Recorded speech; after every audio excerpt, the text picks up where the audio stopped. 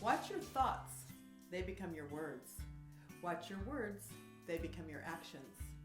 Watch your actions, they become your habits. Watch your habits, they become your character. Watch your character, it determines your destiny. Today, we're going to talk about a very special habit that can help you deal with all sorts of temptations.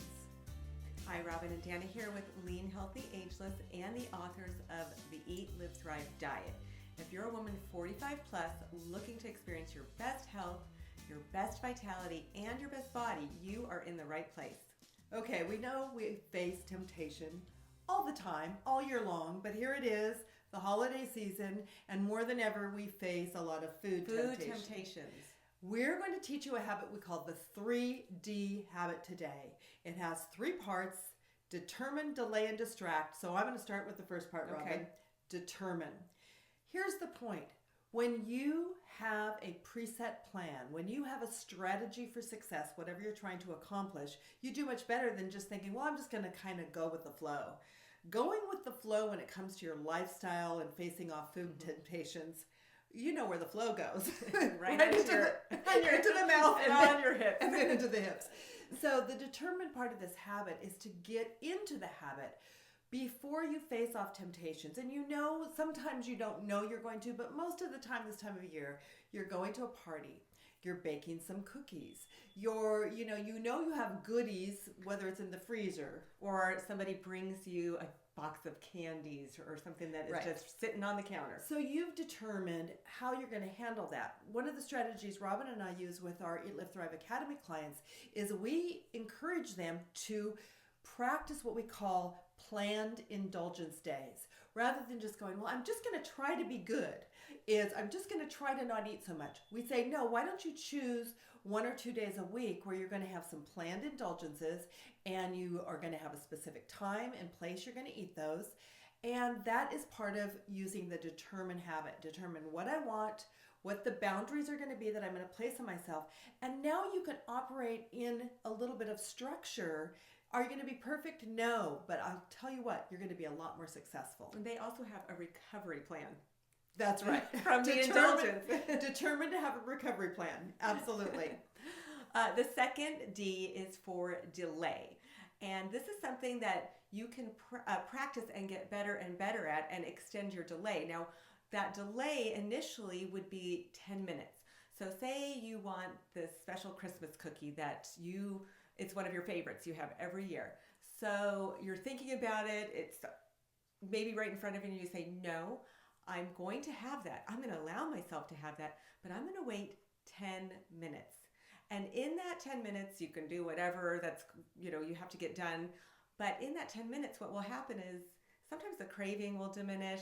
Sometimes you say, you know what, I don't really need that right now. I'm going to wait another 10 minutes. And you can extend it. And every time you extend, you can continue to extend the next time, which just builds the muscle. Now, after 10 minutes, if you really want it at that time, then that's okay. You've practiced the 10 minutes and you get to reward yourself with the cookie. So it's actually putting together the determine and the delay together because now you've determined I'm going to wait that 10 minutes.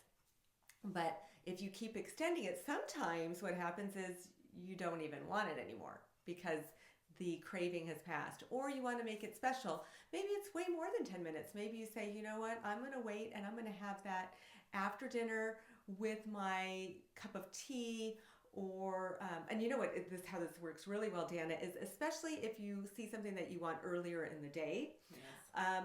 We know that when you start indulging and having like sweet treats earlier, it tends to throw you off for the rest of the day. You want more and more and more. So you'll eat more of those throughout the day. So if you can push it off till later, then you tend to have maybe a greater period of time on track, on plan, eating healthy, and you may have less of those indulgences, those sweets, those treats later on. And the truth is, each time you practice a delay like that and extend it, you realize how much discipline you really have. And it starts to add up. It's a habit that you build. And you can do this any time of year, and it doesn't have to be with just sweets and treats and true temptations. It can be postponing a meal. There's so many ways that you can use it. And you can also use this, it doesn't have to even with other types of temptations. Absolutely. So we've looked at determine and delay. The third D is distract. And it's pretty obvious. What you're going to try to do is distract yourself from temptation. One of the best things to do to avoid temptation is to step away. Step away from the refrigerator. If you're at a party, step away from the buffet table. Say it's fun food you have around the house right now this time of year. If it's a box of your favorite chocolates, hide them. Put them somewhere that it's not as easily accessible. Even better? Yes. Have your husband hide them. Oh yeah, that's really good.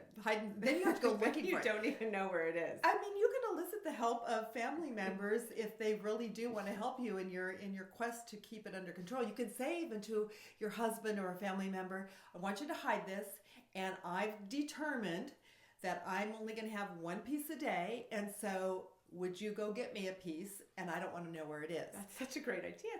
It's a great idea. We've never thought of that before. Right here on Sorry, camera. I would be rummaging through the house. Yes. Like, where is it? The other thing is just out of sight, out of mind. Even though you may know where something is, put it high on a shelf.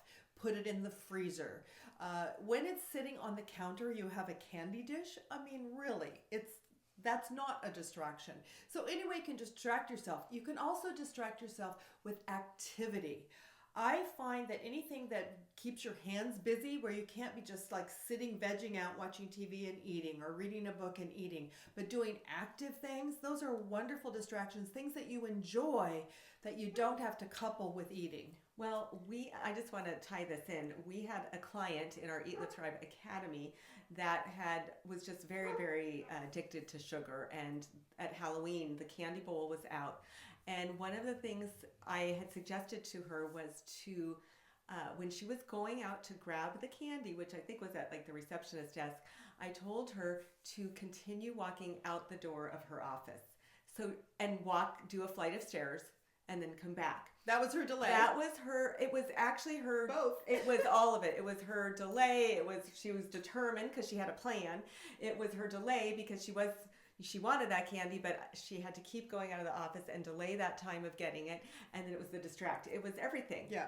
And guess what? It worked for her. Yes. So just take that 3D habit, start employing it in these different areas. Will you master it immediately? Probably not. But remember, it all starts with your thoughts.